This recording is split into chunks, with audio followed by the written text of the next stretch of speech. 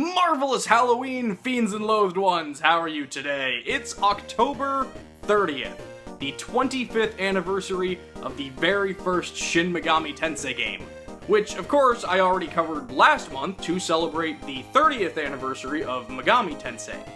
But to celebrate this anniversary, I thought I'd talk about a different first Megaten.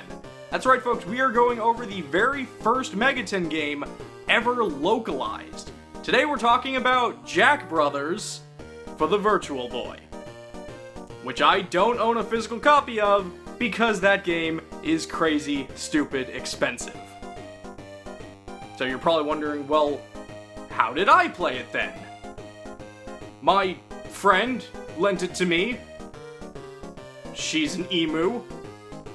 And don't worry, you'll all get to meet my friend the emu later. Yes, they'll believe that. Jack Bros was released in 1995, and while Megami Tensei as a game franchise had been around for almost a decade at this point, this was the first game localized, coming out nearly a year before the first stateside Megaten RPG, Revelations Persona, which, yes, I still plan to talk about one day. To get a rough idea as to how foreign the Megami Tensei franchise must have been to Western audiences in 1995, we need look no further than the differing box arts between the two regions. The Japanese box art has the Jack Bros as cute, colorful, and charming, similar to how we're used to seeing them, but the Western box art... oh man, that is just great. Seriously, I genuinely love this so much. Forget bad box art Mega Man, Atlas, how about we get the Western Jack Bros back in the game somehow? As players boot up Jack Bros, they'll find themselves on the main menu, and if you listen to the catchy theme song, you may hear a familiar jingle at the end. Starting up the game allows you to pick one of the three Jack Bros: Jack Frost, the well-known and beloved mascot of Atlas; Pyrojack, known in this game as Jack Lantern, the endearing sidekick and all-around good guy; and Jack the Ripper, known in this game as Jack... Skeleton. He's the third one. The story goes that on Halloween night, the doors connecting the human and demon realms open up so that demons can frolic and enjoy the festivities, but if they aren't home by midnight, they'll disappear forever. Having lost track of time, the Jack you choose must make it through 6 demon-filled areas before time runs out. Why all of these demons are more focused on stopping Jack than trying to prevent themselves from disappearing, I have no idea. But don't worry, you won't be going on your journey alone, you'll have Pixie by your side. Hey, listen! So you're doing this so she won't disappear either.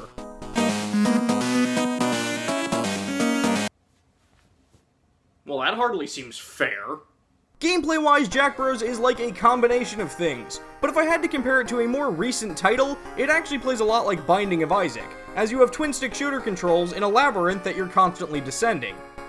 Each of the three Jack Bros has different stats and abilities to get them through the game. Jack Frost is the weakest of the three, but can fire projectiles nearly non-stop.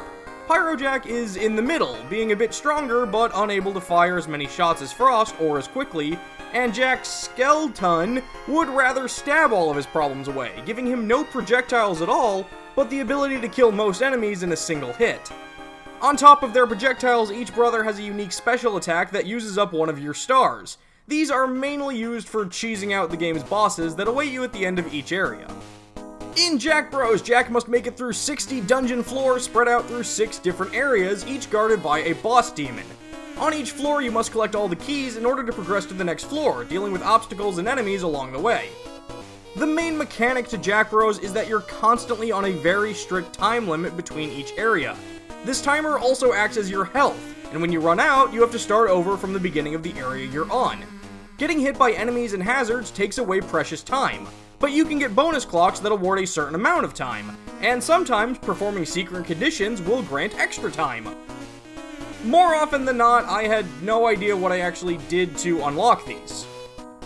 One of the best things about Jack Bros is the variety of enemies that it introduces. Each enemy in the game has their own unique mechanic and ability that players will have to deal with in order to progress. Elves spin in a circle, firing off arrows. Furine has a shield, so you can't hit them from the front. Goblins are... Bomberman. They're literally just Bomberman. And poltergeists run away from you until you can trap them in a corner, but killing them rewards players with a lot of bonus time, so it's always worth it to hunt them down. I'll teach you to mind your own business! While some of the hazards include things like laser beams, dark areas enemies and keys can be hiding in, and fire-breathing Easter Island heads. You'd think Jack-Lantern would be fine against these, but nope. Each of the 6 areas in Jack Bros has a title, unique feel, and often new enemies and mechanics being introduced. The first area, the Forest of Fairies, is only 3 floors long and just acts as a quick tutorial to learn the basics. The boss of the area is Lamia, and I've got to say, this is a really good first boss. It's not too difficult, and it teaches players how a lot of future boss fights are going to work. Dodging attacks while keeping your offense up is very important in this game. Also, come on! Her hips don't lie. The second area is the Grim Reaper's Cavern, which introduces us to the Tomcat enemies. These cat girls will make a beeline straight for you to kill you with snuggles. Probably, I don't know. The boss of this area is Loa, or as he's known here, Sinister Scar. He's this giant skull, and he just kind of bounces around the screen, and wait a minute. Doesn't Loa usually have a... Oh, there it is!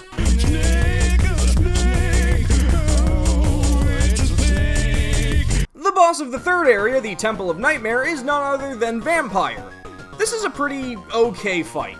He shoots out a bunch of bats that you can kill with your projectiles. What makes this fight tricky and chaotic is that the floor is made up of conveyor belts that are constantly moving and changing directions. I'm kinda glad I didn't play this on a real Virtual Boy because I'm pretty sure this boss fight would have made me exceptionally barfy. But hey, it wouldn't be the first time one of these games I've played for Halloween made me throw up. Yes, I'm still mad at you for that. The fourth area is the Dragon's Belly, and the boss is... not a dragon. Well, that's kind of a letdown. The boss here is the Spider Orb, and I quickly take back anything I may have said about this fight being a letdown. This is the best boss fight in the entire game. He's challenging, but fair, and there aren't any crazy hazards to get in your way in the room itself. See, Spider Orb can only be hurt by hitting his eye, but the way he waves his tentacles around means his eye is often protected from your attacks. He's also got this special eye beam that will stun you for a few seconds if it hits you, leaving you open to attacks. This is just a great boss fight that I cheesed my way through a lot of by using my special attacks. So the fifth area is the Mecca Fortress, and this is the area that introduces 2 of the most annoying enemies in the game. Angels are just kind of floating around off screen, and you have to defeat them by hitting their weapons back at them. They aren't too bad if you're quick, but the Cyclops? Screw these guys. Not only do they cause earthquakes every few seconds that stop you from moving, they have a ton of HP, and if they hit you, they take away 30 seconds of your time.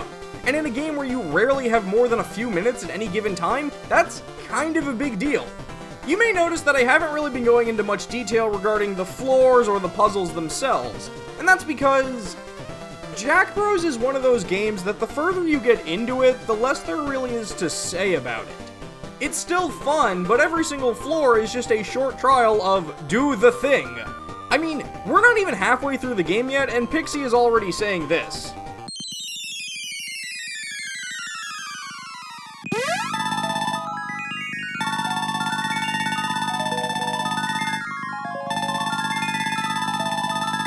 So I make my way to the end of the Mecca Fortress expecting to fight some mechanical demon, but instead it's... oh hey, there's the dragon! Well, I guess technically there's the Wyvern. Well, I guess technically there's the Wyvern. And you know what? This fight sucks. For starters, the floor is a non-stop stream of spike traps, so you're constantly avoiding those, and Wyvern has this undodgeable fire attack that you will get hit by, and he'll use the gust from his wings to try to push you back into the spikes. This fight was so frustrating that I had zero issue with just cheesing special attacks until he died. I brought all the cheese to this fight.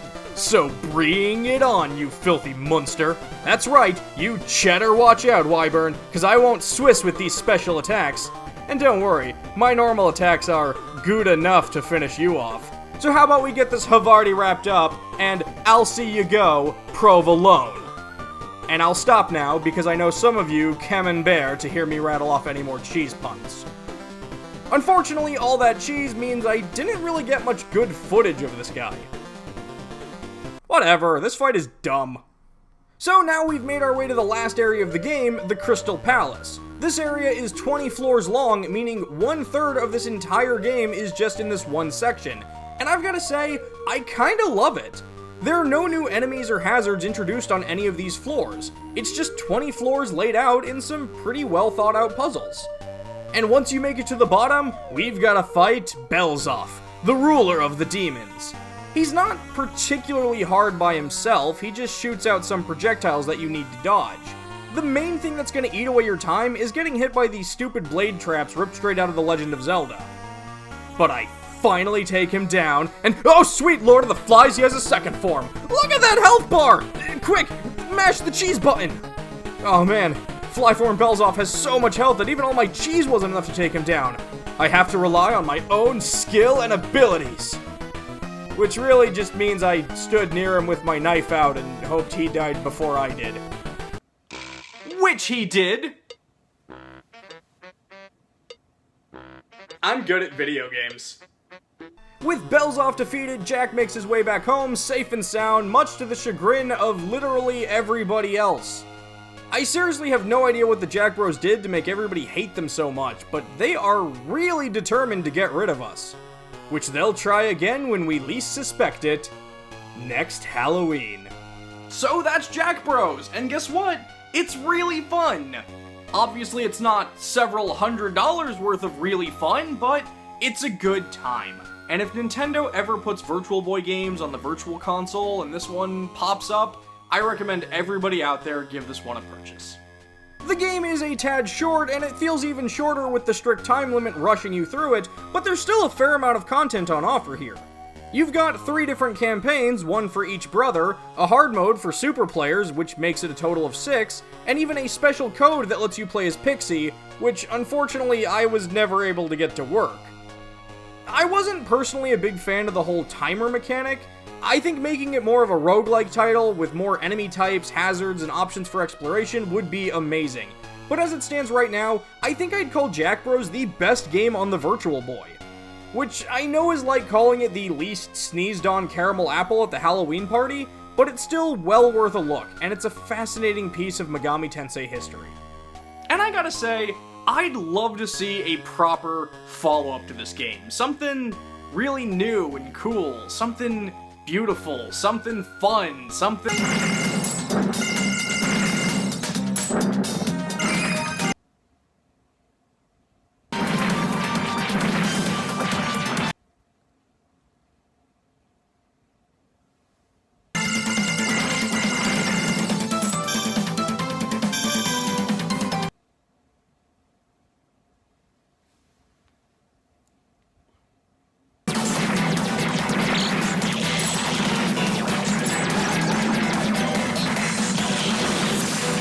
Yeah, like that. That'll work. Thank you, Atlas. Happy Halloween.